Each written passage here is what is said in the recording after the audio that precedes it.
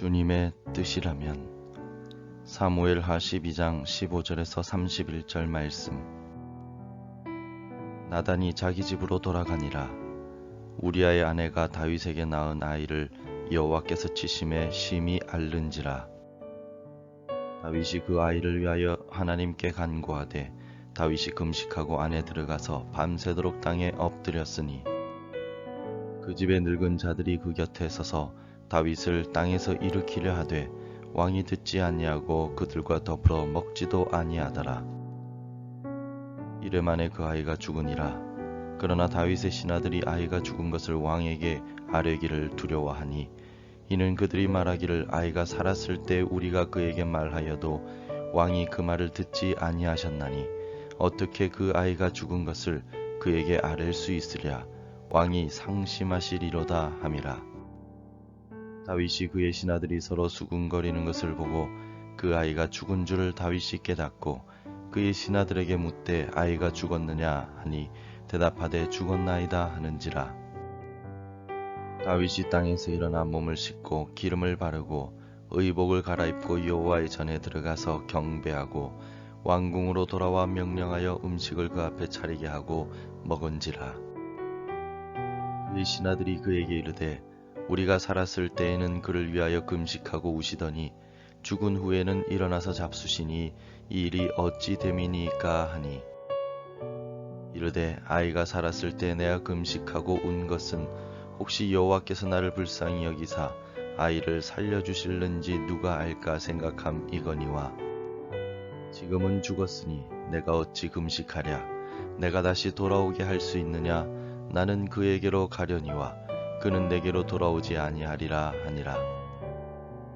다윗이 그의 아내 밧세바를 위로하고 그에게 들어가 그와 동침하였더니 그가 아들을 낳음에 그의 이름을 솔로몬이라 하니라. 여호와께서 그를 사랑하사 선지자 나단을 보내 그의 이름을 여디디아라 하시니 이는 여호와께서 사랑하셨기 때문이더라. 요압이 암몬 자손의 라빠를 쳐서 그 왕성을 점령하매 요압이 전령을 다윗에게 보내 이르되 내가 라빠 곧 물들의 성읍을 쳐서 점령하였으니 이제 왕은 그 백성의 남은 군사를 모아 그 성에 맞서 진치고 이 성읍을 쳐서 점령하소서. 내가 이 성읍을 점령하면 이 성읍이 내 이름으로 일컬음을 받을까 두려워하나이다 하니 다윗이 모든 군사를 모아 라빠로 가서 그곳을 쳐서 점령하고 그 왕의 머리에서 보석 박힌 왕관을 가져오니 그 중량이 금 1달란트라. 다윗이 자기의 머리에 쓰니라. 다윗이 또 그 성읍에서 노력한 물건을 무수히 내오고 그 안에 있는 백성들을 끌어내어 톱질과 썰애질과 철도끼질과 벽돌구이를 그들에게 하게 하니라. 암몬 자손의 모든 성읍을 이같이 하고 다윗과 모든 백성이 예루살렘으로 돌아가니라. 죽음 학자로 유명한 엘리자베스 로스라는 학자는 사망 선고를 받은 환자가 죽음을 받아들이기까지는 5단계들이 있다고 말합니다. 부정, 분노, 타협, 우울, 그리고 수용입니다. 죽음을 받아들이는 마지막 단계는 수용인데 자신의 죽음을 받아들이고 준비되었습니다 라고 담담히 반응하는 단계입니다. 다윗이 밧세바를 범하고 그녀의 원래 남편이었던 우리아를 전쟁에서 죽게 만든 죄에 대하여 하나님께서는 밧세바가 낳는 아이가 중한 병으로 죽게 될 것이라고 말씀하셨고 실제로 그 아이는 중병에 걸리게 됩니다. 그러자 다윗은 금식하며 하나님의 뜻을 묻고 밤새 엎드렸습니다. 결국 이래 만에 아들이 죽자 다윗은 즉시 금식을 멈추고 일상으로 돌아갑니다. 다윗은 아들의 죽음에 대하여 주님의 뜻이기에 담담히 수용하는 모습을 보였습니다. 주님의 뜻을 수용하는 다윗의 삶은 어떤 삶이라고 말할 수 있겠습니까? 첫째, 자신의 죄의 결과임을 분명히 인정하는 삶입니다. 다윗은 지금 일어나고 있는 이 모든 비극들이 자신의 죄로 인한 것임을 인정하고 있습니다. 그래서 하나님께서 주시는 형벌을 담담히 받아들였습니다. 20절을 읽겠습니다.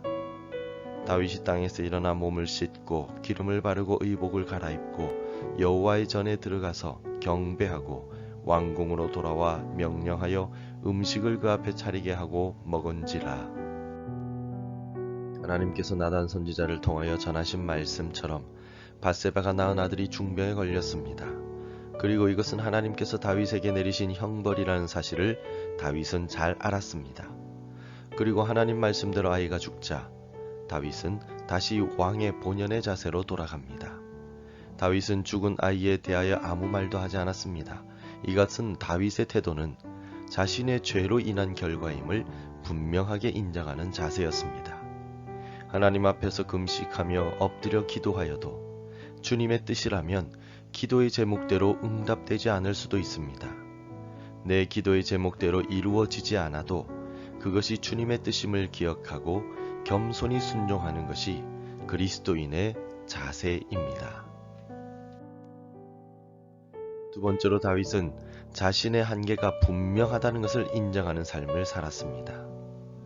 금식하고 엎드려 기도했음에도 불구하고 아들이 결국 죽었습니다. 다윗은 즉시 음식을 먹으며 본래 삶으로 돌아갑니다. 그러자 신하들이 아이가 죽은 후에는 일어나서 잡수시니 이 일이 어찌 됨이니까? 라고 21절에서 묻습니다. 이때 다윗의 대답인 23절을 함께 읽겠습니다. 지금은 죽었으니 내가 어찌 금식하랴? 내가 다시 돌아오게 할 수 있느냐? 나는 그에게로 가려니와 그는 내게로 돌아오지 아니하리라 하니라. 아멘. 23절의 다윗의 대답을 통하여 인간이 얼마나 연약한 존재인가를 다윗이 고백하고 있음을 우리는 알 수 있습니다.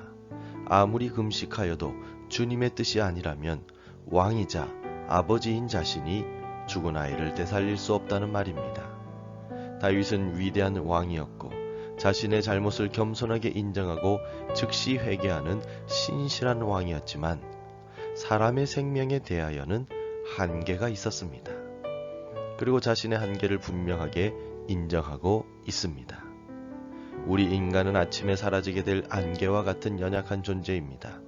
우리의 한계를 겸손하게 인정하고 전능하신 주님의 뜻과 말씀을 따라 살아갑시다.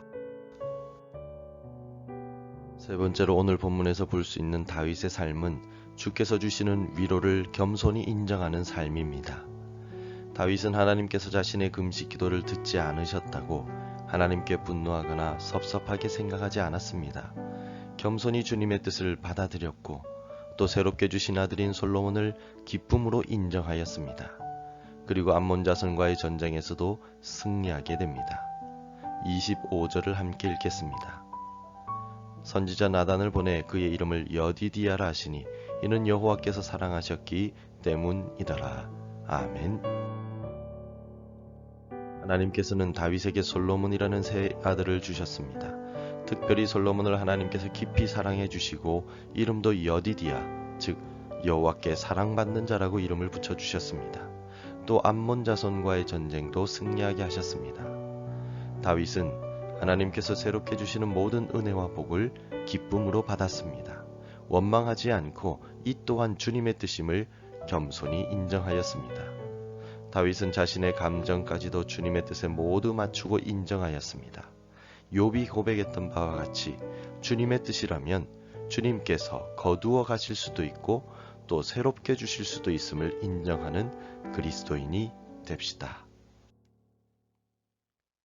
오늘 본문에 나타난 다윗의 모습을 통하여 우리는 다윗이 주님의 뜻에 맞추어 사는 사람임을 알 수 있습니다. 다윗은 자신의 죄를 겸손히 인정하였고 자신의 한계를 받아들였으며 주께서 주시는 위로를 기쁨으로 인정하였습니다.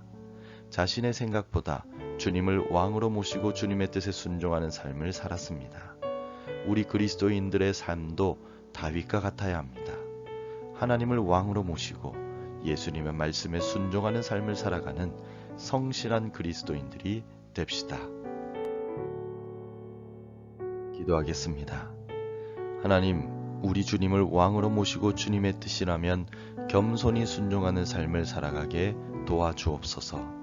하나님 앞에서 우리는 연약하고 어리석은 존재임을 겸손히 인정하고 지혜로우신 하나님의 뜻을 따라 살아가게 하옵소서.